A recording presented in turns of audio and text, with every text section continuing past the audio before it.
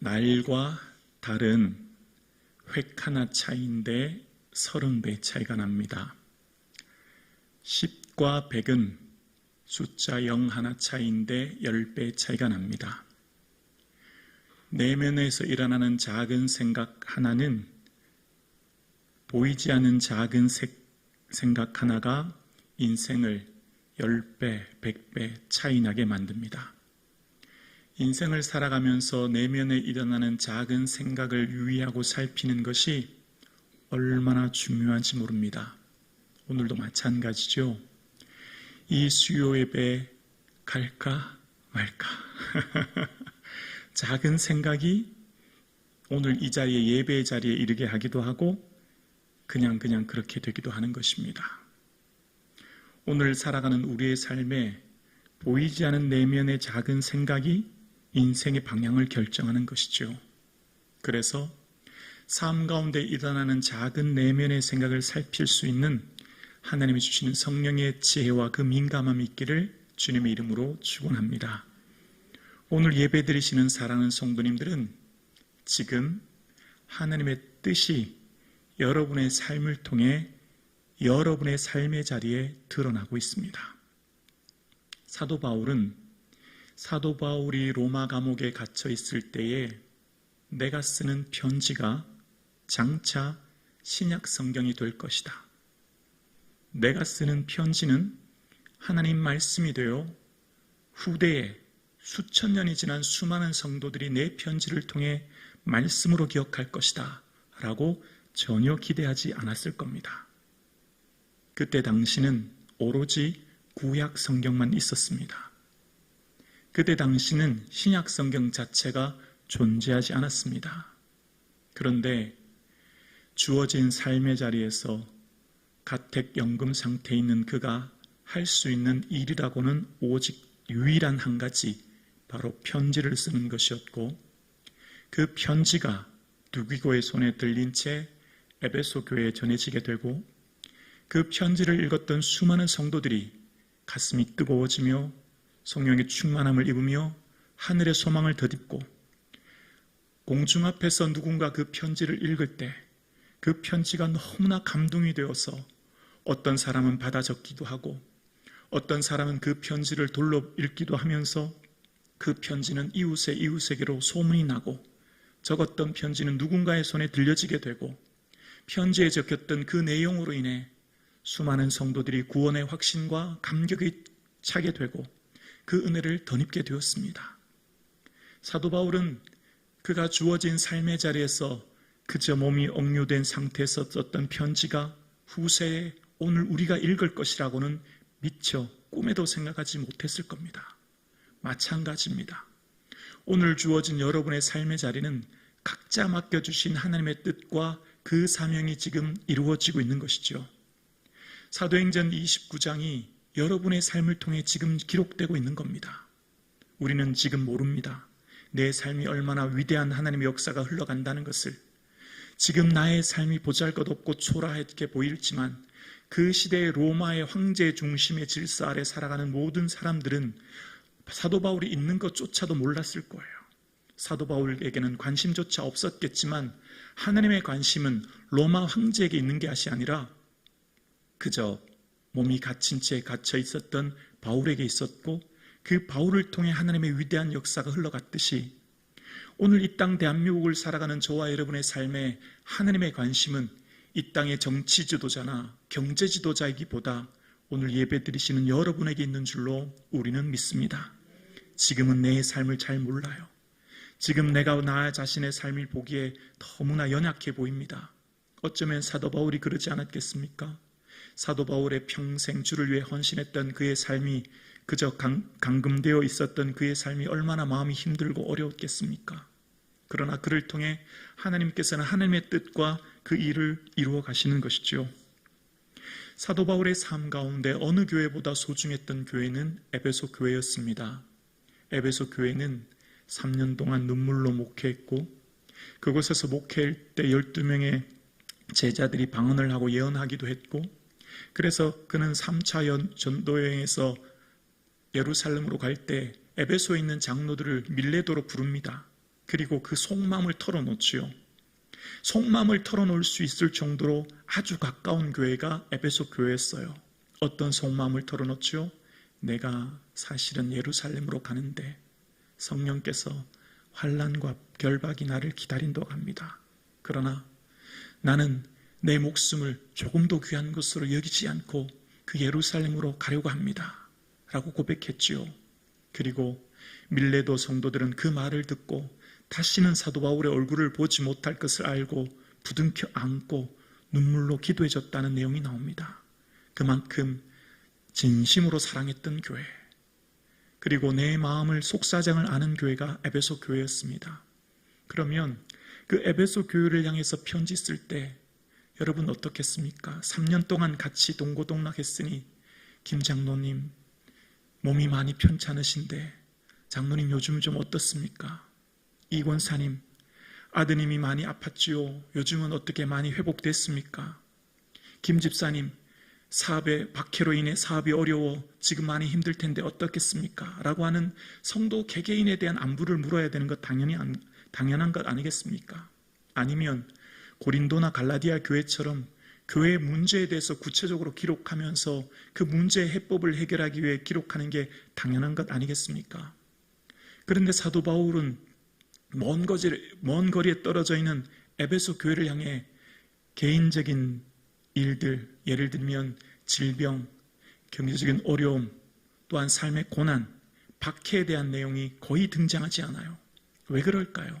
여러분, 편지를 쓰면 수신자에게 가장 먼저 내 속마음이 전해지는데 그 사도 바울의 편지를 읽어보면 사도 바울이 뭘 가장 귀히 여기는가를 알 수 있어요. 사도 바울의 최대의 관심사가 어디 있는가를 알 수 있는 거죠.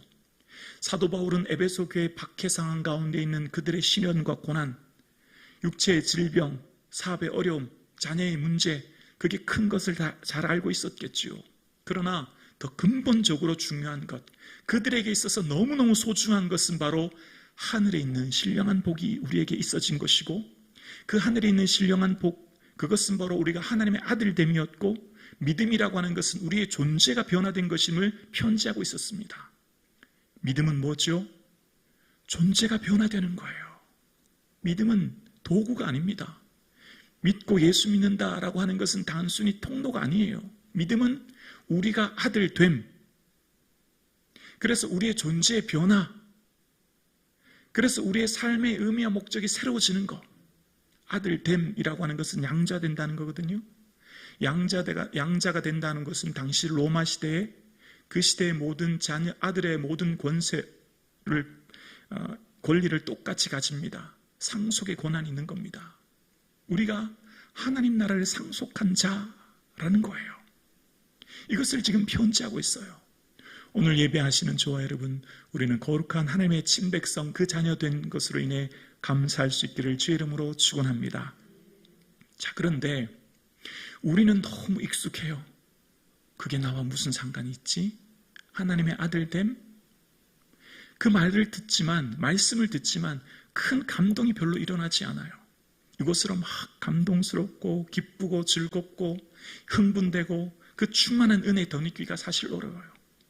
하나님의 아들로 사는 것, 그것보다 현실의 문제가 너무 크거든요. 현실의 질병, 경제적인 어려움, 사업의 문제, 세상 무엇보다도 소중한 자녀의 문제 때문에 하나님의 아들 되는 그 기쁨은 온데간데 없고 지금 그 문제가 더 시급해요. 그 문제가 더 커요. 그래서 오늘 이렇게 수요 예배 나온 우리를 빼고 다른 분들은 그냥 또 한 번 예배, 그냥 예수 믿는 거, 그냥 살아갑니다. 하나님께서 주신 그 은혜, 그 기쁨이 있다는 걸 알지만 그 내 삶의 당장에 있는 문제와 어려움이 크기 때문이에요. 그런데 여러분, 우리가 하나님의 아들 된다는 것은 소원이 성취되고 내 마음의 모든 일들이 잘 되는 것, 나의 소원이 이루어지는 것을 넘어 내가 하나님의 아들 되는 것은 주님의 소원이 나를 통해 이루어지는 거예요.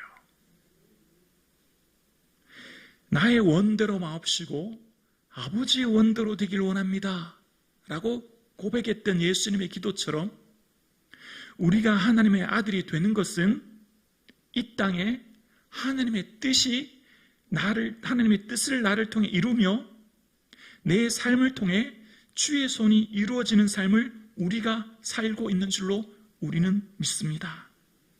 그래서 지금 보여지는 환경이 쇠사슬에 묶여 있고 보여지는 환경이 가난과 질병과 기근과 문제 가운데 있지만 그러나 그럼에도 불구하고 그 상황 속에 하나님의 일하심을 바라보는 것. 그래서 사도 바울의 삶 가운데서는 내가 쇠사슬에 매인 사신이 된 것은 나로 이 일에 당연히 할 말을 담대히 하게 하려 하심이라. 에베소서 6장 20절이에요. 내가 비록 쇠사슬에 묶여 있지만 그러나 이렇게 된 이유는 내가 당연히 전할 복음, 그 말씀을 전하기 위한 것이다 라고 고백하는 거예요. 어떠한 형편에 있든지 어떠한 상황에 있든지 하나님의 뜻이, 하나님의 계획이, 하나님의 영광이 나를 통해 지금 드러나고 있는 것을 바라보는 삶, 그게 믿음입니다. 그래서 사도 바울은 내가 당한 일이 도리어 복음 전파의 진전이 된 줄 너희가 알기를 원하노라. 내 당한 일이 오히려 도리어 복음 전파의 진전이 되는 거예요. 상식적으로 이해가 되지 않죠. 사람들은 비웃을 거예요. 평생 예수 위에 산 사람이 저렇게 갇혀 고생하나? 저렇게 말년의 삶이 저렇게 살아야 되나? 그러나 사도 바울은 전혀 다른 해석의 관점으로 말하는 겁니다. 나의 매임이 그리스도 안에 모든 시대안과 그 밖의 모든 사람에게 나타났다. 황제의 경호대에게 복음이 이미 전해졌고 그 수많은 사람들에게 복음이 전해지고 있다. 믿음은 뭐죠? 내가 주어진 삶의 자리에서 지금 하나님의 뜻이 나타나고 있음을 바라보며 환경과 조건과 상황이 어떠하든 지금 나는 나의 삶을 통해 하나님의 복음이 증거되고 있다. 나를 통해 하나님의 뜻이 이루어지고 있다. 아멘이십니까? 그게 믿음이에요. 그래서 우리는 어떠한 형편에 있든지 우리는 자족할 수 있는 힘이 여기서 나오는 겁니다. 그래서 사도 바울은 지금 그 감옥에 억류되어 있는 상황 가운데 그들에게 너무너무 소중한 그들이 육체의 질병, 경제적인 어려움, 자녀의 문제, 황제의 박해로부터 당한 수많은 결핍의 문제를 알고 있지만 더 근본적으로, 더 구체적으로 그들의 삶에 무엇보다도 소중한 찬송하리로다 하나님 우리 아버지와 주 예수 그리스도 하나님을 찬양하며 하늘에 주신 신령한 복으로 말미암아 우리가 하나님의 기쁘신 뜻대로 예정함을 입어 하나님의 아들들이 되었으니 그 아들 때문에 건세로 말미암아 우리의 오늘 삶에 주신 하나님의 은혜를 찬송합니다 라고 주님을 찬송하고 있습니다. 에베소 교회 성도들이여, 여러분이 만난 그 문제와 어려움 가운데 있지만 여러분, 우리에게는 거룩한 믿음의 자녀가 되었습니다. 비록 여러분의 삶의 자리가 어떠하든 우리는 지금 우리의 삶을 통해 하나님의 뜻이 이 땅에 이루어지고 있습니다 라고 고백하며 그가 지금 편지하고 있는 거죠. 오늘 함께 예배드리시는 사랑하는 성도님, 우리의 삶을 통해 하나님의 그 영광과 그 뜻이 지금 이곳에 이루어지고 있는 줄로 우리는 믿습니다. 그래서 지금 우리의 삶은 예수 그리스도와 함께 친밀한 친교의 사귐의 시간이 지금 이루어지고 있는 거예요. 우리가 이 땅을 왜 살아가고 있죠? 여러분, 우리의 신앙의 목적은 구원이 전부가 아니에요. 구원이 우리의 인생의 목적이 전부가 아닙니다. 우리의 신앙은 구원 이후를 바라보는 삶을 사는 거예요. 우리는 예수 믿어 천국 가는 게 전부가 아니라는 거예요. 그럼 우리의 신앙이 너무 협소해져요. 그럼 우리의 관점이 너무 좁아져요. 그게 전부가 아니에요. 구원 얻은 이후를 바라보는 삶, 구원인 얻은 이후에 주 예수 그리스도와 누릴 그 영광을 바라보는 삶을 오늘 우리가 살고 있는 거예요. 만약 우리가 구원이 목적이라면, 우리의 믿음이 구원 얻은 것만을 위한 것이라면 지금 우리가 천국 가면 되죠. 왜 지금 우리가 이 땅에 하나님께서 우리를 살게 하실까요? 예수님의 강도가 당신의 나라에 임하실 때 나를 기억하소서라고 했을 때 나와 함께 낙원에 있으리라 라고 강도가 구원받았잖아요.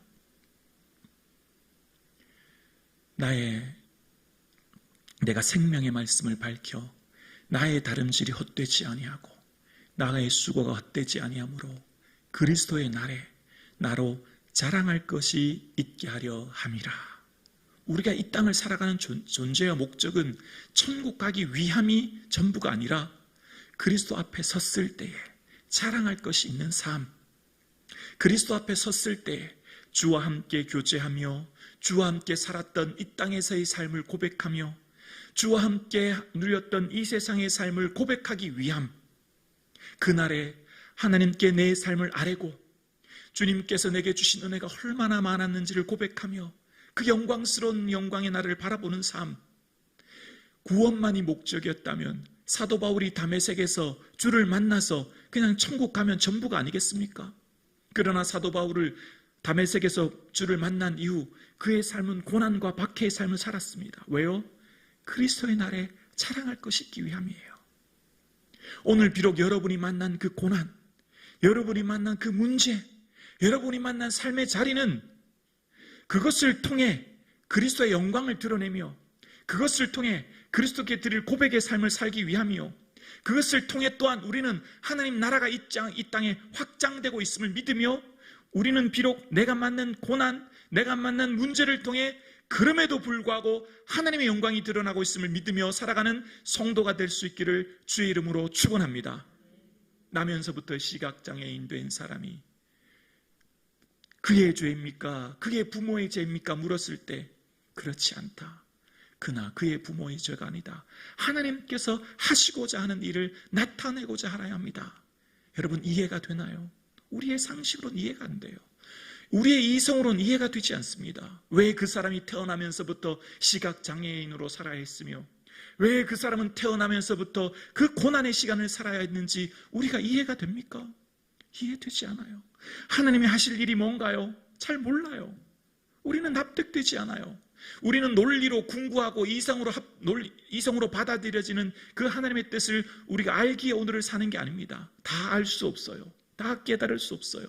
그러나 그럼에도 불구하고 우리가 오늘 살아가는 이유는 하나님께서 하시는 그 일과 계획이 있음을 믿기에 사도 바울의 삶 가운데 내가 만난 육체의 질고, 내가 만난 육체의 질병, 내가 만난 거대한 풍랑, 내가 만난 40에 하나 감한 매, 내가 만난 굶주림과 매맞음, 모든 것이 합력하여 선을 이룰 줄로 믿는 고백이 우리에게 있기를 주의 이름으로 축원합니다. 그 삶을 통해 하나님이 일하고 계신다. 그 삶을 통해 하나님이 역사하고 계신다고 하는 것을 믿는 것, 그게 우리의 믿음입니다. 그래서 우리의 믿음은 세상이 감당치 못할 믿음입니다. 죽음도 우리의 앞을 가를 수 없어요. 어떤 것도 우리의 사랑에서 주님과 우리의 사랑을 끊을 수 없어요. 어떤 것도 우리의 이 믿음의 결단을 감히 훼손하거나 막을 수 없습니다. 그래서 우리의 믿음은요, 어떤 사람도 막을 수 없기에 우리의 믿음 속에 오늘 살아가는 여러분의 삶을 통해 그 삶이 하나님의 기뻐하시는 삶, 그 여러분의 삶이 하나님의 찬송이 되는 줄로 우리는 믿습니다. 우리의 존재가 변화되어지면 우리는 우리의 삶이 하나님의 찬송이 됩니다. 그래서 지난 시간 12절에 그의 찬송이 되게 하려 함이라 고백했죠. 우리가 주님의 찬송이 됩니다. 여러분이 하나님의 노래가 되는 거예요. 여러분이 하나님의 기쁨이 되는 거예요. 여러분 존재 자체가 이미 하나님의 즐거움이에요. 왜요? 우리가 하나님 아들 되었거든요. 우리 존재가 변화되었거든요. 우리의 삶 자체가 하나님께 입양되었고 하나님의 자녀가 되었거든요.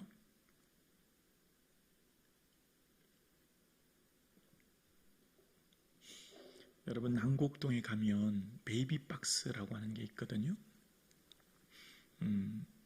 기회가 되면 한번 봉사하기를 권면합니다. 특히 청년들이요. 미리 이렇게 신청해서 많은 걸 생각하게 될 거예요. 매일 밤 일주일에 여러 명의 아이가 그 베이비박스로 들어옵니다. 알고 계시죠? 네, 미혼모들, 아이들을 또 키울 수 없는 아이들을 그것에 맡깁니다. 네. 그 베이비박스를 처음 시작하게 된 계기가 그 목사님 얘기는 2007년인가요? 이렇게 교회 문 밖에서 고양이 소리, 이상한 소리가 나더랍니다. 봤더니 박스 안에 아기가 들어있더라는 겁니다. 아기를 꺼냈더니 굴비 냄새가 나더래요. 교회 문 앞에 버리고 간 거죠.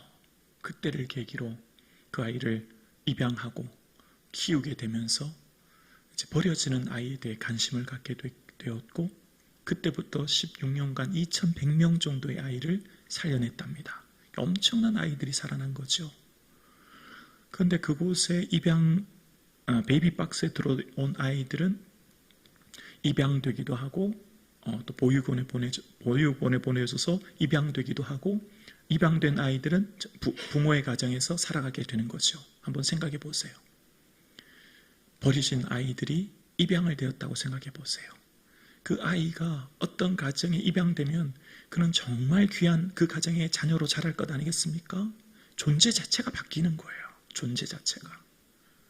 그 존재 자체가 이미 그 부모의 가정의 기쁨이 되는 거죠. 그리고 그 아이는 있는 것 자체가 그 가정에는 행복이에요. 우리가 이런 존재입니다. 우리는 원래 버려진 존재예요. 여러분, 우리가 지금 에스겔서 묵상하고 있지 않습니까? 여러분, 에스겔서 16장 기억나시죠? 강보에 싸지도 않고 탯줄을 자르지도 않고 핏덩이인 채 버려진 고아된 아이. 그런데 그 고아된 아이에게 너는 피투성이라도 살아있으라. 너는 피투성이 있지만 내가 너를 살릴 것이다. 말씀하시고 하나님이 그를 어떻게 하셨죠? 입양하셔서 황으로 키우시잖아요. 황으로 키우셨다고요. 그게 우리라고요. 그러나 여러분, 에스겔을 묵상하고 있는 우리는 그 상황을 잘 알고 있습니다. 황후였던 그들이 하나님을 배신하고 살았던 그들을. 우리는 에스겔을 읽으면서 그때 그 사건으로 읽습니다. 그때 그들로 읽습니다. 그러나 성경은 그렇지 않아요. 그때 그 사건이 아니라 지금 우리의 사건이고, 그때 그들이 아니라 오늘 나에게 말씀을 하시는 하나님의 말씀이죠. 어쩌면 우리의 삶이 하나님께서 당신의 피값으로 아들을 사셨고 그 피로 구속고 죄사함을 얻게 하셨는데, 그래서 그것을 하나님은 선물이라고 하셨는데 우리는 선물이 귀하지 않아요. 우리는 구원의 은혜가 기쁘지 않아요. 우리는 사람들이 부럽고, 우리는 사람들의 모습이 그들처럼 살지 못하는 게 우리에게 열등감으로 작용하는 우리는 아닌지를 생각해 봐야 합니다. 하나님의 마음이 얼마나 슬플까요? 오늘 예배하는 저와 여러분, 우리에게 주신 믿음이 금보다 더 귀한 믿음이기에 그 은혜를 인하여 감사가 충만한 삶 되기를 주의 이름으로 축원합니다. 그래서 사도 바울은요, 그 감옥 속에 있으면서 그 고통 속에서 찬송하려도 하나님 우리 아버지를 높여드리며 경배합니다. 존재의 목적이 찬송이며 하나님의 아들 된 존재로 목적이 변화되기에 하나님께서는 그를 찬송하게 하셨고 사도 바울이 그를 찬송합니다. 여러분, 우리가 구원의 감격과 그 은혜를 언제 충만하게 누릴까요? 우리는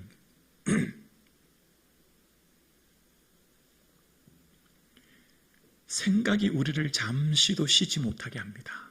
생각이 우리를 너무 힘들게 해요. 눈을 감는다고 생각이 멈춰지지 않아요. 그런 거 경험해 보지 않으셨습니까? 네. 그런데 생각이 멈춰질 때가 있어요. 생각이 딱 스톱될 때가 있어요. 언제일까요? 찬송을 들을 때와 동시에 내가 찬양을 할 때. 찬양하면 생각이 멈출 수밖에 없어요. 왜냐하면 그 찬양의 가사와 곡조에 내 마음이 동화되거든요. 세상 사람들도 노래 부르잖아요. 신나고 즐거우면 노래 부르잖아요. 세상의 노래의 중심에는 자기 자신이 있습니다. 자기의 감정, 자기의 기분 좋을 땐 더 기분을 업그레이드 시키려고 노래 부르고요. 기분이 나쁠 때는 더 안 좋으니까 그냥 노래 부르는 거예요. 그 중심에는 자기 자신이 있죠. 찬양은 다르지요. 찬양의 중심에는 하나님이 있습니다. 찬양은 하나님을 바라보게 해요. 그래서 찬양을 하면 생각이 딱 스톱돼요. 복잡했던 생각들이. 수많은 여러 가지 생각들이, 그리고 바뀌죠. 어떻게 해요? 그 찬양으로, 그 찬양의 가사로 내 마음이 바뀌게 돼요. 그리고 그 찬양으로 말미암아 주시는 위로를 받게 돼요. 찬양의 중심은 하나님이시거든요. 내 기분 좋으려고 부르는 게 아니에요. 내 기쁘려고 부르는 게 아니에요. 우리는 찬양으로 주님을 높여드리잖아요. 찬양으로 주님을 경배하잖아요. 그래서 주님은 찬양 속에 거하십니다. 찬양 속에 거하시는 주님은 우리에게 구원의 기쁨을 충만히 부어주세요. 끊임없이 땅만 바라보던 우리의 시선을 하늘로 향하게 하시고, 우리가 어떤 존재인지를 다시금 우리의 묵은 땅을 기경하게 하시죠. 다시금 우리가 어떤 사람인가를 새롭게 생각하게 하시는 거예요. 그래서 여러분, 우리의 삶을 새롭게 하는 것 두 가지, 우리의 인생이 무너지지 않게 우리를 붙드는 두 가지 기둥이 있다면 바로 찬양과 기도인 거예요. 사도 바울이 지금 어디 있어요? 감옥이에요. 그런데 제일 먼저 사도 바울이 뭘 하죠? 찬송하리로다. 찬양하는 겁니다. 찬양은 우리 인생을 지탱해 주는 힘입니다. 찬양은 우리를 붙드는 힘이 되는 거예요. 왜냐하면 찬양은 하나님을 높여드리며 하나님을 경배하는 것이기 때문에 찬양으로부터 나오는 힘이 있는 것입니다. 그래서 찬양 속에 주님을 높여드리고 경배하게 된 거예요. 그래서 그 찬양 속에 하나님의 그 구원의 영광이 오늘 이 땅에서 맛볼 수 있도록 하는 게 찬양입니다. 여러분, 우리가 흔히 믿음이라고 하면 그때 그 나라의 그 영광 위에 오늘 지금 현재를 헌신하며 수고해야 된다. 그때 그 영광의 부활의 영광을 위해 지금 십자가를 져야 되니 이 십자가의 영광이 고난이다. 그래서 지금 그 나라를 위해서 오늘을 희생한다. 이렇게 생각하죠. 그런데 하나님의 나라는 반드시 그때 그 나라의 부활의 영광을 그곳에서만 머물러 있게 하지 않고 그때 그 영광을 지금 이곳에서 맛보게 하시고 경험케 하시고 누리게 하십니다. 이게 천국의 영광이에요. 그래서 천국이라고 하는 것은 죽은 다음에 내가 천국에 들어가도록 구원하시리라 라고 하는 그 하나님 나라의 천국이 있는데, 예수님께서는 여기 있다 저기 있다 하지 않고 너희 안에 있다고 하신 이유는 그 하나님 나라에 죽어가서 갈 그 장소적 천국이 지금 이곳에 내 마음속에 예수 그리스도를 주로 고백하며 주를 모시는 자와 함께 이곳에서 누리고 이곳에서 경험하고 이곳에서 함께 살 수 있도록, 그래서 이 땅에서 십자가 지는 것이 억지로 겨우겨우 지지 않고 충만한 은혜 속에, 감격 속에, 그 능력 속에 십자가를 질 수 있도록 주시는 은혜가 바로 그 하나님 나라의 영광인 줄로 우리는 믿습니다. 그래서 우리는 에베소서 1장을 묵상할 때 사도 바울이 겨우겨우 힘들어서 내 인생 왜 이러나 한탄하듯이 편지를 쓰고 있는 것이 아니라 그 북받치는 기쁨, 그 성령의 충만한 그 영광스러운 은혜 속에 감격하며 기쁨 속에 그 편지를 쓰고 있는 사도 바울을 우리는 묵상하게 됩니다. 우리의 삶도 마찬가지예요. 오늘 우리가 예수 믿는 것, 그 성령의 충만한 은혜 속에 거하는 것은 현재의 삶 속에 주시는 충만한 기쁨, 그 영광 속에 오늘 우리는 살아가게 되고, 그것이 바로 하나님을 찬양으로부터, 하나님을 높임으로부터 지금 이곳에서 누리게 될 줄로 우리는 믿습니다. 그래서 매 순간마다 찬송이 넘치는 삶 되기를 주님의 이름으로 축원합니다. 그래서 두 번째 우리의 삶 가운데 주시는 능력은 바로요, 기도입니다. 15절과 16절입니다. 이로 말미암아 주 예수 안에서 너희 믿음과 모든 성도를 향한 사랑을 나도 듣고, 16절 함께요. 내가 기도할 때 기억하며 너희로 말미암아 감사하기를 그치지 아니하고. 아멘. 사도 바울의 삶을 버티게 하는 힘, 그것은 기도였는데요. 사도 바울의 삶 가운데 하나님 앞에 기도하고 있는 모습을 봅니다. 지금 에베소 교회를 향한 그들의 믿음, 그 환난과 시련 가운데 있으면서도 믿음을 지켰고, 또한 그럼에도 불구하고 에베소 교회 공동체가 서로가 서로를 사랑하며 한 몸 되어 살아갔던 그 소식을 들으면서 바울은 너무 기쁜 거예요. 너무 감사한 겁니다. 그래서 그들을 향해 기도하고 있고, 그 기도를 오늘 편지에 쓰고 있는 것입니다. 그래서 오늘 편지에 기도하면서 16절에 내가 기도할 때 뭐 한다고요? 기억하며. 사도 바울은 지금 편지 속에 기도하면서 기억한다라고 이야기합니다.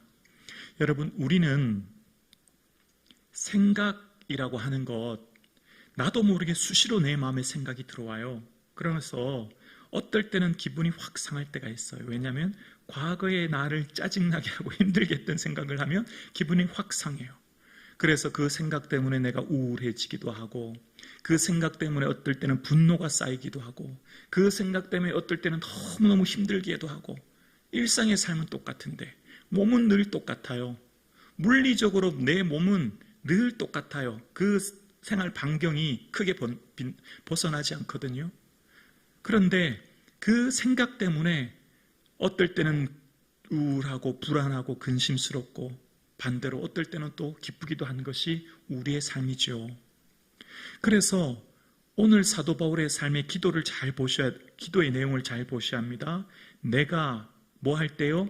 기도할 때에 기억한다는 겁니다. 자, 사도 바울이 감옥에 누워서 혹은 감옥에 있으면서 막연하게 머리로 에베소 교회를 생각한 게 아니에요. 생각의 통로가 하나 있어요. 생각의 통로. 뭘 통해서 그들을 생각하고 있죠? 기도라고 하는 것을 통해서 생각하는 겁니다. 기도는 뭐죠? 하나님 앞에서 있는 게 기도잖아요. 하나님 앞에서 에베소 교회를 기억하는 것, 생각하는 것이라고 오늘 본문에 이야기합니다. 여기서부터 역사가 나타나는 거예요. 작지만 엄청 큰 차이입니다. 막연하게 내가 주체가 되어서 내 마음에 떠오르는 대로 생각나는 대로 생각하는 사람과 내 생각을 하나님 앞에 놓고 하나님 앞에서 기도를 통하여서 생각하는 것과는 엄청난 차이가 나기 시작하는데요. 이게 바로 기도라는 거예요. 기도를 통해서 생각하면 우리의 마음속에 일어나는 수많은 생각들을 잘 살펴볼 수 있습니다. 기도를 통해서 누군가를 생각하면 그것이 그를 향한 중보기도가 되는 겁니다. 기도를 통해서 누군가를 품으면 그를 통해 역사가 나타나는 겁니다. 반드시 기도를 통해 누군가를 생각한다는 것, 이것은 사랑이 기초되어야 되는 거예요. 사랑해야만 가능하거든요. 그래서 사랑을 통해서 누군가를 기도로 품으면 그를 통해 하나님의 위대한 영광과 뜻이 나타날 줄로 우리는 믿습니다. 함께 예배하시는 사랑하는 성도님, 내 기도를 통해 내 사랑하는 사람들을 생각하고 바라볼 수 있기를 주의 이름으로 축원합니다. 이 기도가 풍성해지면 어떻게 될까요? 기도를 통해 누군가를 생각하면 하나님께서는 충만한 은혜를 주시고 그의 마음과 나의 마음이 연동되게 했어요. 연동되게. 같아지게 돼요. 느끼게 돼요. 아멘이 되십니까? 성령의 역사입니다. 성령의 은혜죠. 아, 그 사람이 지금 많이 힘들고 있구나. 무슨 일인지는 모르겠지만 지금 굉장히 마음이 어렵고 힘들구나. 어떤 분을 향해 기도할 때는 이분은 지금 성령이 충만하구나. 기쁨 가운데 있구나. 어떻게 해요? 깨닫게 하시죠. 그래서 기도를 통해 교회 공동체는 하나 되게 하는 겁니다. 이게 바로 사랑에 매는 띠예요. 그래서 기도로만 교회 공동체는 하나 되는 거예요. 이게 영적 공동체거든요. 사도 바울은 기도로 그들을 생각하는 겁니다. 기도로 그들을 품는 겁니다. 기도로 그들을 바라보는 겁니다. 기도로 그들을 향해 간구하는 겁니다. 여기에서부터 역사가 일어나는 겁니다. 오늘 함께 살아가시는 사랑하는 성도님, 오늘 여러분의 일상이 기도로부터 내 사랑하는 사람을 생각하고 내 사랑하는 사람을 바라볼 수 있기를 주님의 이름으로 축원합니다.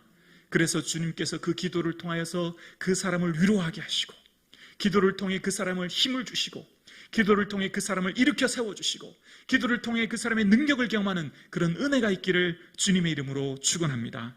그렇습니다. 우리의 기도에는 능력이 있습니다. 내가 힘이 있는 것이 아니라 하나님이 힘이 있고 능력이 있거든요. 기도를 통해 하나님이 그 기도를 통해 우리에게 역사하시거든요. 그 기도의 삶을 사실 수 있기를 주님의 이름으로 축원합니다.